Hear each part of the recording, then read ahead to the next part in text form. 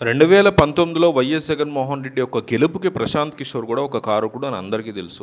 మిమ్మల్నే గనక జగన్మోహన్ రెడ్డి వచ్చి సలహా అడిగితే, "అన్న మళ్ళీ ప్రశాంత్ కిషోర్‌ని మనతో కలిసి పనిచేయమని అడగమంటారా?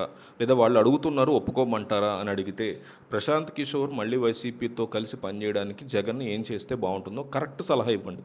జగన్మోహన్ రెడ్డి కామెంట్లు చూసేలా చేస్తా, ఇది నా ప్రామిస్. కానీ ఆయన ఏం చేస్తే బావుంటుందో సరైన సలహా ప్రజలు ఇవ్వాలి. కాబట్టి మిస్ అవ్వకుండా కామెంట్ చేయండి. ప్రశాంత్ కిషోర్‌ని మళ్ళీ తీసుకోండి. ప్రశాంత్ కిషోర్‌ని రానివ్వద్దు.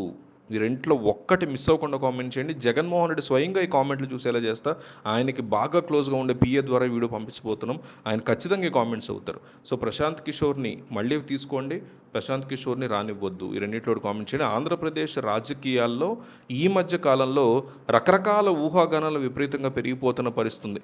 ముఖ్యంగా రాబోయే రోజుల్లో లేదా మునుముందు జరగబోయే ఏదైనా ఎన్నికల ఫలితం తర్వాత వైఎస్ఆర్ కాంగ్రెస్ పార్టీ అధినేత వైఎస్ జగన్మోహన్ రెడ్డికి ప్రముఖ రాజకీయ వ్యూహకర్త ప్రశాంత్ కిషోర్ మధ్య మళ్ళీ పాత బంధం చిగురించే అవకాశాలు ఉన్నాయి అంటూ ప్రచారం చాలా స్ట్రాంగ్గా జోరందుకుంది. 2019 శాసనసభ ఎన్నికల్లో వైసీపీ చారిత్రాత్మక విజయం సాధించడంలో ప్రశాంత్ కిషోర్ బృందం చాలా కీలకంగా వ్యవహరించిన సంగతి మనకు క్లియర్ కట్గా తెలిసిందే. అయితే తదనంతర కాలంలో వీరిద్దరి మధ్య రాజకీయ వ్యూహాల విషయంలో కూడా కొన్ని విభేదాలు రావడం, ప్రశాంత్ కిషోర్ వేరే ప్రాజెక్టుని సొంత రాజకీయ ప్రయాణం మీద వెళ్ళిపోవడం కంప్లీట్గా మనం చూస్తూ వచ్చాం. కానీ రాబోయే రోజుల్లో ఏ రాజకీయ పరిణామం జరిగినా, ఏదైనా కీలక విజయం అంటే మొన్న ఏదైతే బీహార్లో రీసెంట్గా ఆయన జనసురాజ్ పార్టీ తరఫున ఆల్రెడీ అక్కడ ఉన్నటువంటి నితిన్ నబీ స్థానాన్ని 30 సంవత్సరాలుగా బీజేపీ అక్కడ ఏలుతున్నటువంటి స్థానంలో ఎమ్మెల్యేగా ప్రశాంత్ కిషోర్ గెలిచారో భారీ మెజారిటీతో, దాదాపు 18,000 ఓట్ల మెజారిటీతో ప్రశాంత్ కిషోర్ ఎలా అయితే గెలిచారో, ఇట్లా ఈ అంశం తర్వాత ఏపీ రాజకీయాల యొక్క అంశంలో జగన్ ప్లస్ ప్రశాంత్ కిషోర్ ఈక్వేషన్ కూడా మారబోతోందా అనే ప్రశ్న అయితే ఆల్రెడీ నడుస్తోంది. సో అందువల్లే ఇది జరిగింది మీ వల్లే అంటూ ప్రశాంత్ కిషోర్ నేరుగా జగన్మోహన్ రెడ్డికి ఫోన్ చేసి కృతజ్ఞతలు కూడా తెలిపారు అనేటువంటి సన్నివేశం జరిగిందని వైసీపీ మీడియాలో చాలా స్ట్రాంగ్ న్యూస్ అయితే విపరీతంగా వైరల్ అవుతుంది.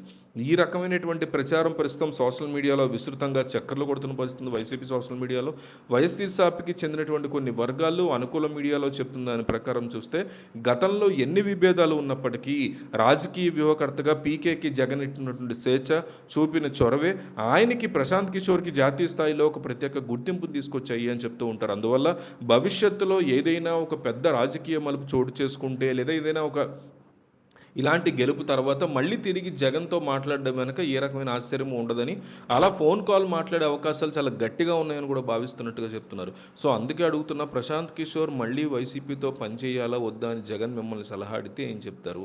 ప్రశాంత్ కిషోర్ని మళ్ళీ తీసుకోండి. ప్రశాంత్ కిషోర్ని అడుగు కూడా పెట్టనివ్వద్దు. ఈ రెండిట్లో ఒకటి మిస్ అవ్వకుండా కంపల్సరీ కామెంట్ చేయండి. కామెంట్ సెక్షన్ చాలా ఇంపార్టెంట్ మనకి.